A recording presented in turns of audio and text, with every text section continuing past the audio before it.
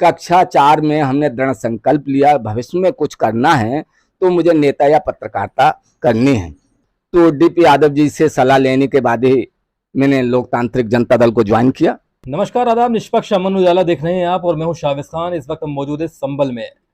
आज खास मुलाकात में हमारे साथ मौजूद है डॉक्टर प्रेम राज यादव जी, जो कि उपाध्यक्ष हैं राष्ट्रीय लोकतांत्रिक जनता दल पार्टी के, उत्तर प्रदेश उपाध्यक्ष से। आज खास बात करेंगे, उनसे जानेंगे किस तरह से उनका राजनीतिक करियर रहा है, कब शुरुआत हुई और क्या कारनामे अंजाम दिए हैं राजनीति के क्षेत्र में। मेरा नाम सर, स्वागत है आपका। जी नमस्कार। नमस्कार आपको। नमस्कार। निष्पक्ष अमन उजाला पर आप हमसे बात कर रहे हैं, इसके बारे में से चर्चा करेंगे आपसे।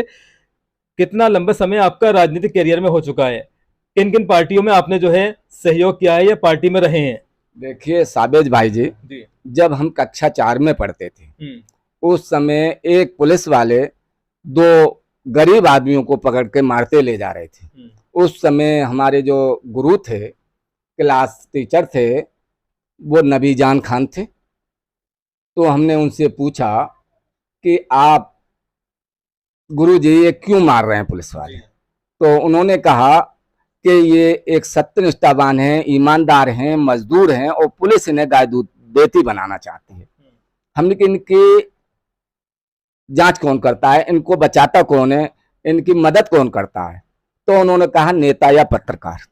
कक्षा 4 में हमने दृढ़ संकल्प लिया, भविष्य में कुछ करना है तो मुझे नेता या पत्रकारिता करनी है। उसी दिन दृढ़ संकल्प ले लिया। माननीय डीपी यादव जी जब पंचायत राज मिनिस्टर थे उस समय जनता दल की सरकार थी और समाजवादी जनता पार्टी में भी ये पंचायत राज मंत्री रहे थे। तब ये संभल लोकसभा का पहला चुनाव लड़े और इन्होंने पूरे क्षेत्र में अपनी 100 गाड़ियों के काफिला से चलते थे। मतलब चौथे क्लास की बात आप बता रहे हैं जी। शुरुआत कर रहे हैं चैनल पर। तो क्या उम्र रही होगी आपकी? वो जो आपने पिटाई होते हुए देखा पुलिस के जरिए, तो क्या दिल पे आपके बीती होगी? उस समय मेरी उम्र लगभग ऐसी थी 8-9 साल। ठीक। और तो तभी आपने संकल्प ले लिया या तो पत्रकार बनना है या नेता बनना है? नेता या पत्रकार बनना है। अच्छा। उसके बाद हमारा चयन लेखपाली में भी हुआ। हमारे एक रिलेटिव हैं, आईएएस हैं, राजीव यादव जी, उन्होंने भी मदद की, वो भी चाहते थे। और एक हमारे मौसा जी हैं, उन्हीं के भाई सौमित्र यादव जी, वो आईपीएस हैं। किंतु मेरे दिल ने गवाही नहीं दी कि मैं नौकरी करूं। उसके बाद मैं राजनीति में व्यस्त हो गया, डीपी यादव जी के साथ रहा। डीपी यादव जी फिर समाजवादी में पहुंच गए। उस समय समाजवादी एम थी। माननीय मुलायम सिंह यादव जी की पार्टी समाजवादी एम, मुलायम सिंह जी ने, नेताजी मुलायम सिंह यादव जी ने समाजवादी एम का गठन किया। उसमें मेरे लिए बिसौली विधानसभा महामंत्री मेन बॉडी का बनाया गया। उस समय मैं कक्षा 10 में पढ़ता था। 10वीं क्लास में थे, उसी वक्त आपको महामंत्री बना दिया गया? जी, मेन बॉडी का। मेन बॉडी का। उसके बाद होता क्या है कि कुछ गतिविधियां रही होंगी नेताजी मुलायम सिंह यादव जी के और माननीय डीपी यादव जी के बीच। डीपी यादव जी ने लोकतांत्रिक मोर्चा का गठन किया, समाजवादी लोकतांत्रिक मोर्चा का।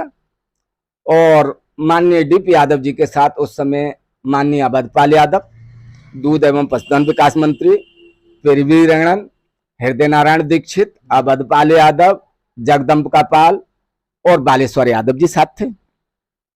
डीपी यादव जी ने अपने नुमाइंदाओं को भेजकर, जो हमारे बड़े भाई हैं, हम उनके चरण स्पर्श भी करते हैं, अरुण यादव जी, उनके द्वारा हमें बुलवाया गया। एक चंद्र प्रकाश शर्मा थे, समाजवादी पार्टी के प्रदेश महासचिव थे, शिक्षक प्रकोष्ठ के, लखनऊ बुलाया गया डालीबाग पर।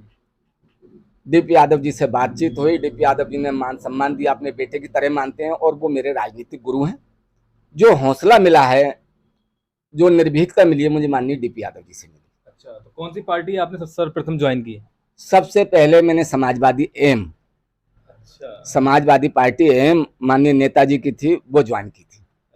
ये एम क्यों लगाते हैं आप, समाजवादी एम? समाजवादी है। माननीय मुलायम सिंह जी ने पहले जब समाजवादी पार्टी का गठन किया तो उसके पीछे एम लगाई थी। जो हमें लेटर मिला था, नियुक्ति लेटर, उसमें एम लिखा हुआ था। एम का मतलब क्या होता है? एम का मतलब माननीय मुलायम सिंह यादव जी।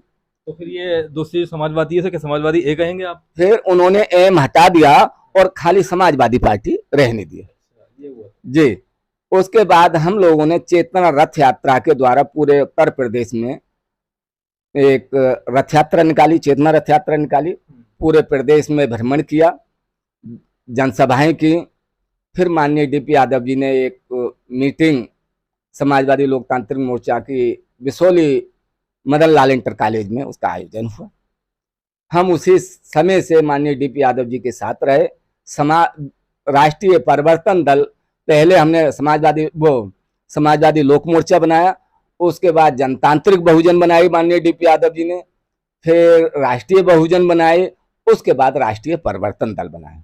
तो आपने ये पार्टी ज्वाइन की, फिर उसके बाद राष्ट्रीय परिवर्तन दल में क्या पद मिला आपको? मुझे राष्ट्रीय परिवर्तन दल में प्रदेश सचिव और मंडल संगठन सचिव बरेली रामपुर प्रभारी का पद मिला। अच्छा, कहा जाता है कि जो बच्चा पढ़ाई में कमजोर होता है वो कहीं ना कहीं नेता बन जाता है, नेता बनने की फिराक में रहता है, पढ़ाई में मन नहीं लगता। कहीं आपके साथ भी तो ऐसा नहीं हुआ कि आप पढ़ाई में कमजोर रहे हो और नेता सोचा हो नेता बनना आसान है? नहीं, ऐसा किस्सा बताया पुलिस वालों का, वो ऐसी जी ऐसा कुछ नहीं है। मैंने पीसीएम ग्रुप से इंटर किया, फिर बीए किया और मेरी अच्छी डिवीजन आई है। ऐसा कुछ नहीं है। मैं अपने माँ बाप का अकेला बेटा हूँ और संघर्षों से जूझता रहा हूँ। पीसीएम से आपने किया तो जाहिर सी बात है आपकी लाइन जो थी वो इंजीनियरिंग लाइन थी या कुछ और थी? नहीं, तो आप बन नहीं पाए तभी बीए करा आपने? सुनिए, आज भी मैंने फिटर से बॉयलर अटेंडेंट अप्रेंटिस की है और मैंने कर चुके हैं जी कर चुका हूँ मैं, ऐसी बात नहीं है। और आज भी माननीय डीपी यादव जी की फैक्ट्री में भी मैं फायरमैन के पद पर सेकंड बॉयलर अटेंडेंट के रूप में कार्यरत हूँ अभी भी। जी। अच्छा, तो मेरा मतलब ये नहीं है कि मैं राजनीति दलाली के रूप में कर रहा हूँ, मैं एक निष्ठा के साथ में। और मैं एक चीज और बताना चाहूंगा, भ्रष्टाचार हटाओ देश बचाओ मंच के हम भी जिलाध्यक्ष बदायूं रहे और लोक शक्ति अभियान से जुड़े।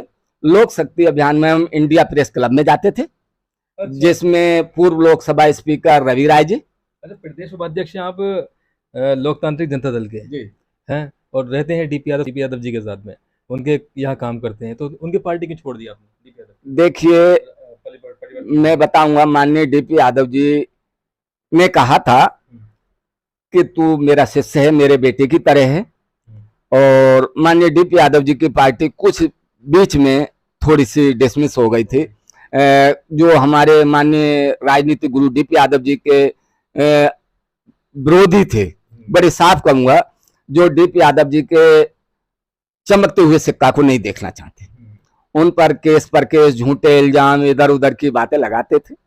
और माननीय डीपी यादव जी को, जहां तक एक निष्ठावान व्यक्ति को जो सत्य निष्ठा की राजनीति करता है, डीपी यादव जी जैसा राजनीतिक नेता आज तक मैंने नहीं देखा जो निस्वार्थ राजनीति करने वाला। उस व्यक्ति को 23.5 साल बाद एक महेंद्र सिंह भाटी के केस में जेल भिजवाया गया षड्यंत्र के तहत।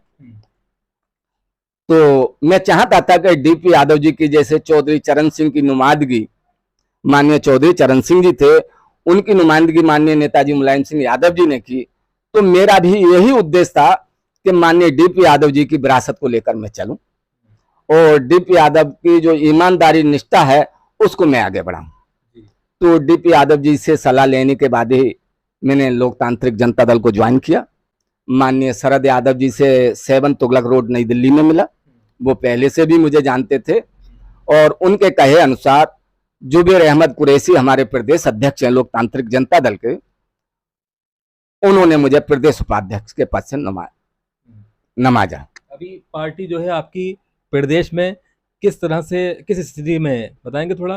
पार्टी की स्थिति क्या है? क्या आगे कोई प्रत्याशी 2024 में उतारने की संभावना है? देखिए, हमारी पार्टी तो सन 2022 में असेंबली का चुनाव लड़ती, मगर कुछ पार्टियों के कुछ गतिविधियों के कारण माननीय शरद यादव जी को रोका गया और पार्टी को चुनाव लड़ाने से तो माननीय शरद यादव जी ने पार्टी को चुनाव नहीं लड़ाया। क्या गठबंधन का हिस्सा है पार्टी आपकी? जी, हमारा जो पार्टी है वो गठबंधन का हिस्सा है, समझ गए। भारत जीतेगा इंडिया में हम सम्मिलित हैं।